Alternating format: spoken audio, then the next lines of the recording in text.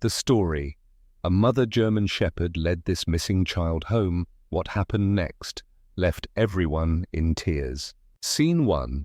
A quiet afternoon. It was just an ordinary autumn afternoon in the Bennett household. Calm, predictable, and wrapped in the golden glow of falling leaves. Olivia Bennett sat in her home office, windows open to welcome the crisp breeze. She could hear the soft rustle of leaves and the distant, joyful laughter of her 5-year-old son, Leo, as he played in the backyard. The sound of his toy dinosaurs clashing in imaginary battles brought a quiet comfort to Olivia's heart. She smiled to herself, glancing at the clock. 4:15 p.m. Just 15 more minutes, she thought. Then she'd shut her laptop and join Leo outside. Maybe they'd rake some leaves and build a pile to jump into. Maybe she'd snap a few pictures of him mid-air, his cheeks flushed with joy. It was a good day, a safe day. Meanwhile, Leo had paused in his play. A flicker of color caught his eye near the forest's edge, a flash of red, bright and bold against the autumn canvas. A cardinal. It fluttered onto the fence, tilting its head at him, curious and unafraid. "Hi, birdie," Leo whispered, inching closer. Through the window he saw his mother, still focused on her work. She looked busy. He didn't want to bother her. He'd only follow the bird for a moment. Just a quick look, then he'd come right back. But some journeys, once begun, don't end the way we expect. Scene 2. Into the forest. The cardinal darted into the woods, its red feathers flickering like a flame between the trees. Leo hesitated for only a second before slipping through a loose board in the fence, a secret he'd discovered weeks earlier but had never dared to use. His small jacket caught briefly on a nail, but he wriggled free, chasing the flash of red into the whispering forest. Behind him, the backyard grew quiet. Inside, Nova stirred from her nap on the kitchen rug. The aging German shepherd lifted her head, her ears twitching. Something had shifted. Something wasn't right. She stood, alert now, nose lifting to catch a scent in the air. She padded to the back door and scratched once, then again, more urgently. "Nova, quiet!" Olivia called without looking up from her screen. "Just a few more minutes." By the time Olivia finally rose from her desk and stepped outside, the sun was slipping behind the trees. The backyard greeted her with silence.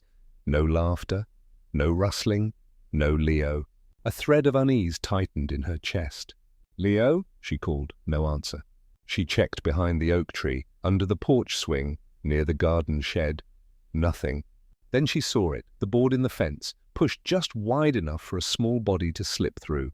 "No, no, no, no," Olivia whispered, dropping to her knees. Beyond the fence stretched the vast forest, now cloaked in deepening shadow. "Leo!" she screamed, her voice shaking the trees, but there was no reply. Nova was already ahead of her, nose to the ground, tail stiff with purpose. Olivia scrambled through the gap, tearing her jeans, blood streaking down her arm from a nail. She didn't care. She was a mother, and her child was lost in the woods. Scene 3. Nova's mission.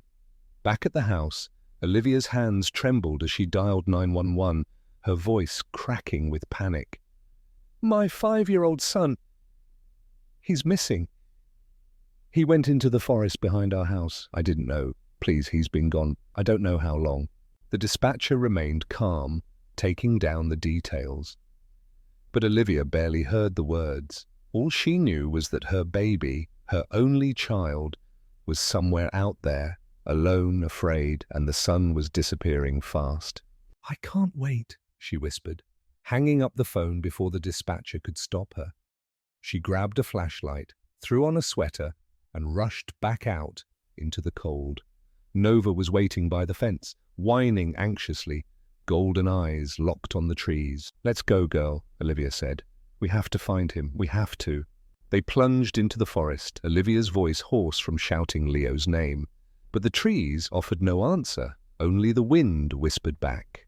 Miles away, little Leo was huddled against the trunk of a tall oak, his arms wrapped tightly around his knees. The forest that had seemed magical just hours earlier now loomed around him, vast and unfamiliar. He was cold, hungry. His jacket offered little protection against the biting wind. "Mummy," he whimpered, tears streaking down his dirt-smudged cheeks. "I want to go home." Every rustle of leaves, every snap of a twig sent a jolt through his tiny frame. His breath came in shallow gasps. He was scared, more than he'd ever been in his young life. Back at the house, search teams had arrived. Officers, firefighters, neighbors. They spread out, calling his name, sweeping the woods with flashlights. But Nova didn't wait for instructions. With no one watching, she slipped through the fence and disappeared into the trees. She had a puppy to find. Scene 4. The Guardian appears. The forest had turned black. Leo sat curled at the base of a tree, his small body shaking from the cold. His tears had dried on his cheeks, leaving behind the salty traces of fear. His little hands, once so full of life, now trembled in his lap. "Please," he whispered into the darkness. "Somebody find me." Then movement. 2 pale green eyes blinked from the shadows, low to the ground, watching him. A fox stepped into view, its slender body half hidden in the underbrush. It moved with the silent, hungry confidence of a predator. Its nose twitched. It had caught the scent of something small and scared. Leo's breath caught in his throat. He froze, too frightened to scream. The fox crept forward inch by inch, its gaze locked on the child. Then another sound. A low, guttural growl cut through the night air. Fierce, protective, it rumbled like thunder from the darkness. The fox stopped. And then from the shadows, Nova emerged. Her golden eyes were blazing, her teeth bared. She planted herself between Leo and the fox, her body tense and unmoving. She didn't bark. She didn't need to. Her presence alone told the fox all it needed to know. Back off. The fox hesitated, weighing its chances. Nova didn't flinch. The standoff lasted seconds. Then the fox slowly turned and melted back into the forest. Leo gasped. "Nova," he breathed. The shepherd turned to him, her snarl softening instantly. She licked his face, her warmth wrapping around him like a blanket. "You found me," he sobbed, throwing his arms around her neck. She pressed herself close, guarding him with her body. And for the first time since the nightmare began, Leo felt safe. But they were still far from home, and time was running out. Scene 5. The bark that saved a life. Nova curled herself tightly around Leo, shielding him from the cold forest floor with her own body. She licked his numb fingers, nuzzled his cheek, and whimpered softly as if to say, "I'm here, you're not alone." But the warmth she offered couldn't stop the chill seeping into Leo's small frame. His shivering grew weaker, his breaths shallow. And in the silence of the forest, Nova knew this wasn't enough. She had to get him home. Leo stirred as she gently nudged him. "Nova?" he whispered, his voice paper-thin. He tried to stand, but his legs buckled beneath him. "I'm too cold," he cried. "I can't walk." Nova hesitated, then made her choice. Carefully, she grabbed the collar of his jacket between her teeth, not to lift him, but to drag him. Slowly, inch by inch, she began pulling him through the forest. It was grueling work. Her injured paw throbbed with every step, but she didn't stop. She rested only when Leo whimpered, then resumed, more determined than before. And as she moved, she barked. Loud, sharp, purposeful. Each bark sliced through the woods like a beacon, echoing, calling out to anyone who might be listening. Far away, one of the search teams paused. "Did you hear that?" a volunteer asked. Another bark, then another. The team leader grabbed his radio. "Base, this is Team 4. We're hearing a dog barking, possibly the missing German shepherd. We're moving toward the sound now." Back at the house, Olivia clutched the edge of the kitchen counter as the news was relayed. Tears welled in her eyes. "It's Nova," she whispered. "She's trying to lead them to him." In the forest, Nova pushed forward, her barks louder, more insistent. She had found her boy. Now, she had to bring him home. Scene 6. A hero's return. The flashlights cut through the thick darkness. Then, suddenly, the team leader shouted, "There! I see something! Eyes!" They ran toward the glow, and the sight stopped them in their tracks. Nova stood guard over a small, still form, Leo, wrapped in her body, his jacket clutched gently in her teeth. Her paw was swollen, her chest rising and falling in exhaustion. But her eyes were alert, protective. One rescuer knelt beside Leo, quickly assessing. "He's alive," the paramedic said, relief flooding his voice. Cold and weak, but alive. As they wrapped Leo in emergency blankets, Nova didn't move until Leo's eyes fluttered open. "Mummy," he whispered. "Nova found me." Nova licked his cheek, her tail thumping weakly. At the house, Olivia collapsed into a chair as Officer Rivera relayed the radio message. "They found him," he said. "Nova led them there. Your dog saved his life." Tears streamed down Olivia's face. Her baby was alive, and it was all because of Nova. Scene 7.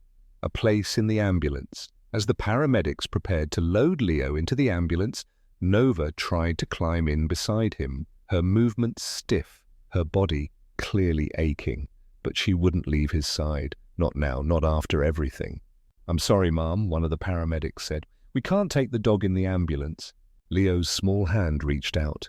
"No," he cried weakly. "Nova comes too. Please, Mummy." Olivia looked from her son to the dog who had saved him. Nova stood trembling, her golden eyes pleading. Still, she made no sound, only waited, loyal as ever. "She saved his life," Olivia said firmly. She's not leaving him now." The paramedics exchanged glances. "All right, but you'll have to hold her." With great care, Olivia helped Nova into the ambulance. She settled beside Leo's stretcher, lowering herself to the floor, her head resting gently on the boy's chest. At the hospital, Nova stayed in Leo's room, curled at the foot of his bed. Doctors treated him for hypothermia and praised the dog who'd never left his side. "She's a hero," one nurse whispered. Nova didn't care for praise. Her eyes never left Leo. Scene 8. A second chance at motherhood. A few days later, Olivia received a call from Dr. Miranda. "Can you bring Nova in?" she asked. "Preferably without Leo. It's something we should discuss in person." Worried, Olivia brought Nova to the clinic. After an exam and ultrasound, Dr. Miranda looked up with a soft smile. "Olivia, Nova's pregnant." "Pregnant?" Olivia gasped. "But how? She's never away from us." "Except that night," Dr. Miranda said gently. "She was in the woods for hours. It's possible she encountered a stray male." Nova sat calmly through it all, eyes serene. "She's healthy," the vet continued, "but we'll monitor her closely. Given what she's been through, she'll need rest and love." Olivia reached down and stroked Nova's head. "You're going to be a real mum again." Nova licked her hand once as if to say, "I already am." Scene 9. A mother once more.